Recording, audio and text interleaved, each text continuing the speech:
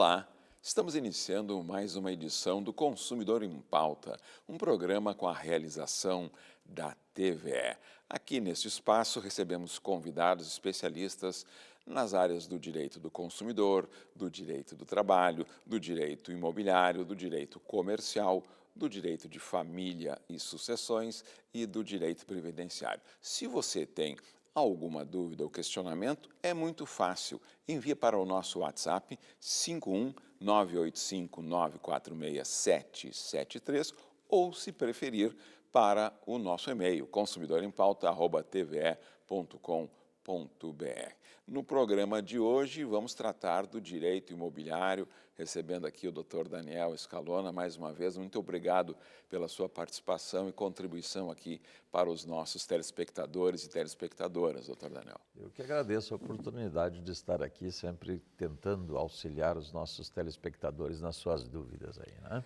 Vamos então aqui para a primeira questão enviada pelo nosso telespectador Kleber de Tramandaí.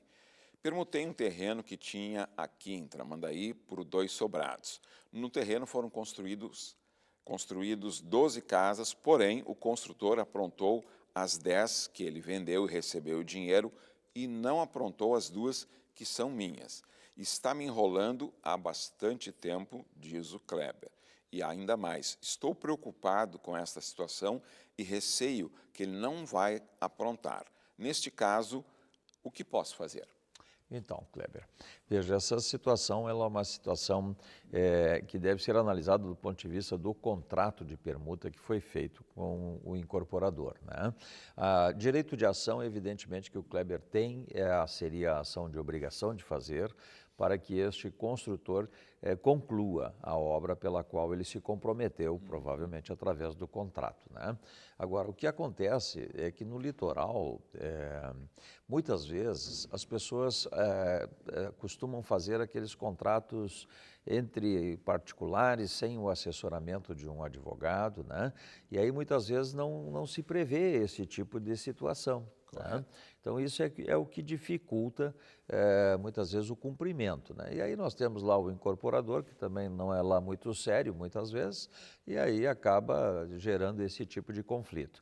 Mas o Kleber deve, então, procurar um advogado aí na sua região, Kleber, especializado na área do direito imobiliário, promover uma ação de obrigação de fazer. Este é o que você deve fazer, tá?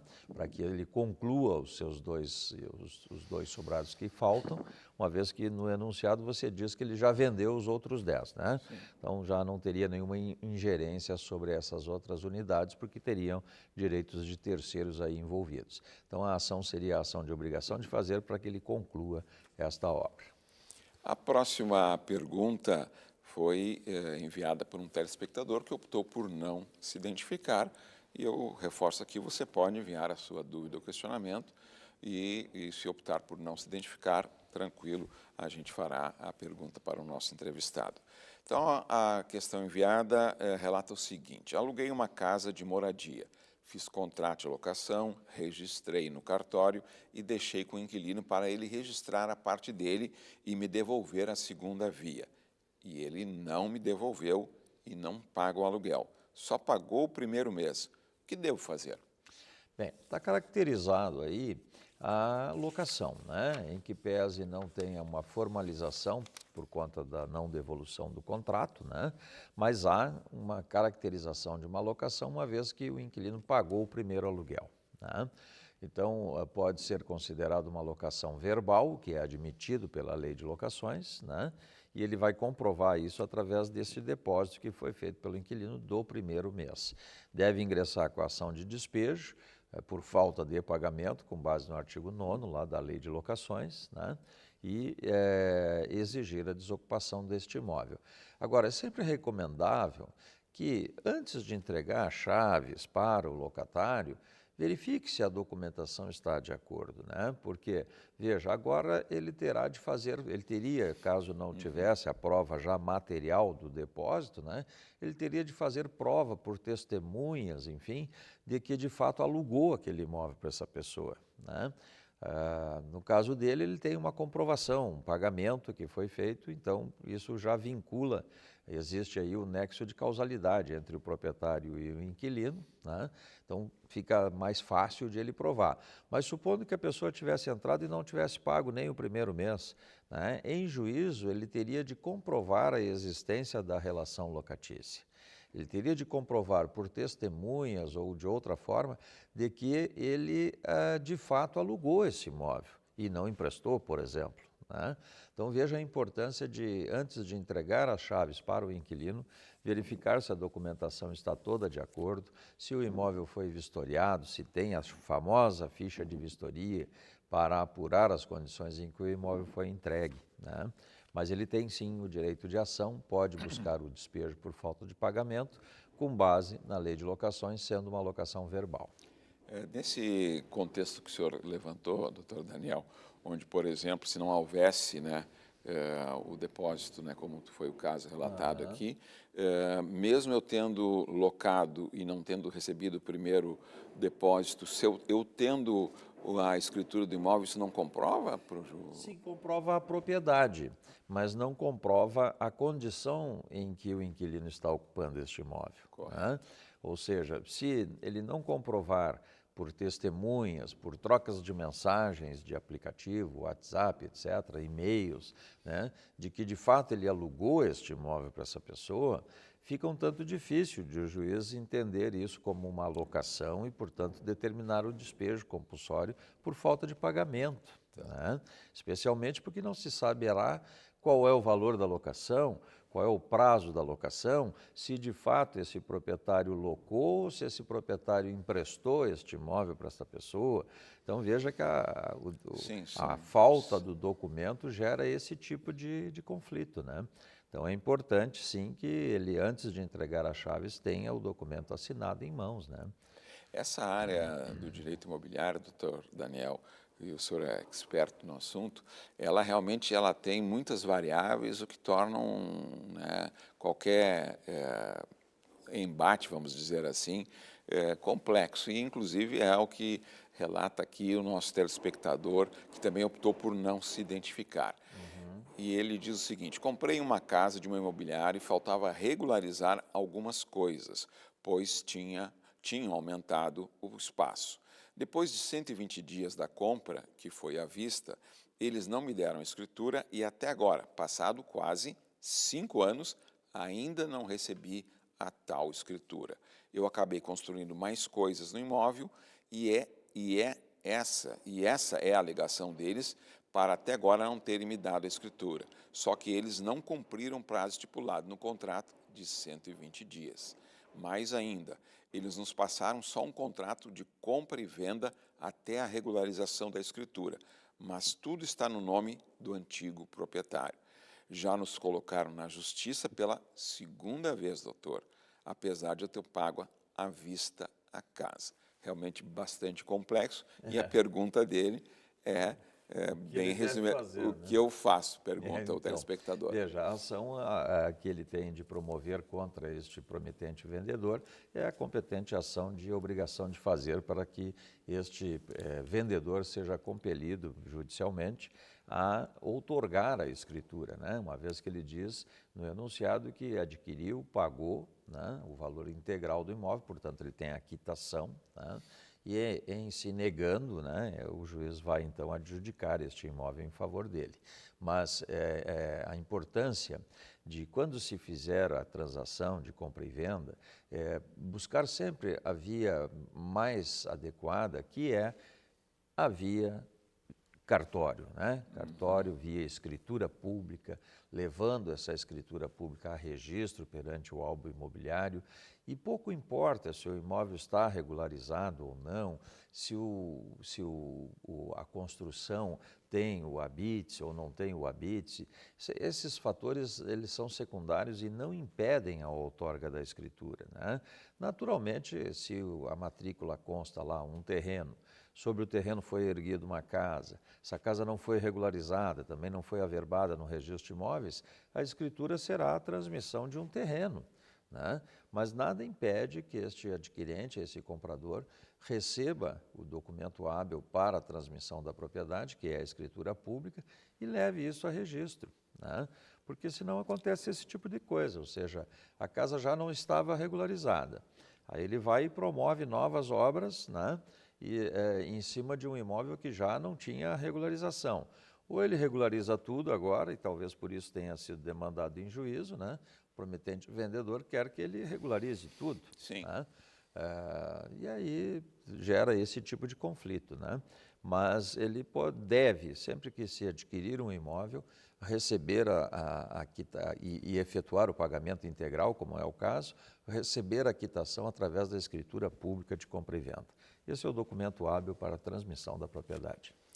Antes de passarmos para a próxima pergunta, eu volto a lembrar você, telespectador e telespectadora, que você pode assistir o programa de hoje, os programas anteriores, indo no YouTube, lá no canal da TVE, você vai assistir todos os programas no momento que você optar, no momento mais confortável para você receber todas as informações dos temas que lhe interessam na área do consumidor. A próxima questão, antes de irmos para o intervalo, doutor Daniel, é do nosso telespectador Lúcio de Canoas.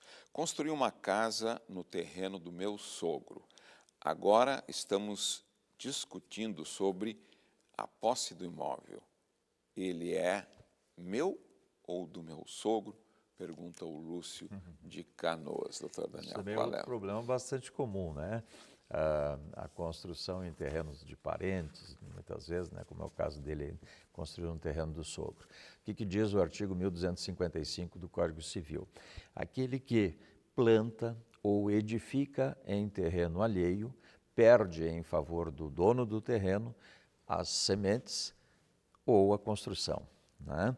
Então, veja a importância também de regularizar esse tipo de situação. A exceção a esta situação é se a pessoa adquiriu, e aí o artigo mesmo, na parte final desse dispositivo, 1255, ele diz, salvo se agiu de boa fé, né? Portanto, fica subjetiva a questão, a boa-fé ou a má-fé de quem construiu. Evidente que a construção no terreno do sogro de má-fé é um tanto difícil, claro, né? Ninguém vai construir no terreno do sogro de má-fé, ou seja, pensando em adquirir toda a propriedade, evidentemente que não, né? E aí a lei diz o quê? Se edificou ou plantou de boa-fé, terá direito à indenização, né? Agora, ele precisa comprovar qual foi o investimento que ele fez no terreno do sogro, né? Nós já tivemos casos no escritório que a pessoa construiu no terreno do sogro, exatamente como este caso, e guardou todas as notas.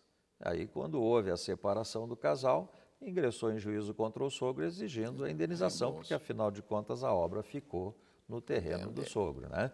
E recebeu, né? Agora, se não tiver a documentação, vai haver um litígio aí, certamente terá de ser arbitrado qual o valor da indenização que ele terá direito. Então, aquele que constrói em terreno alheio, perde, constrói ou planta, é o que diz o artigo, perde em favor do terreno as sementes ou a construção. Agindo de boa-fé, terá direito à indenização. Ok. Consumidor em Pauta vai para um breve intervalo. Nos aguarde, já voltamos aqui tratando do direito imobiliário com o Dr. Daniel Scalona. Aguarde.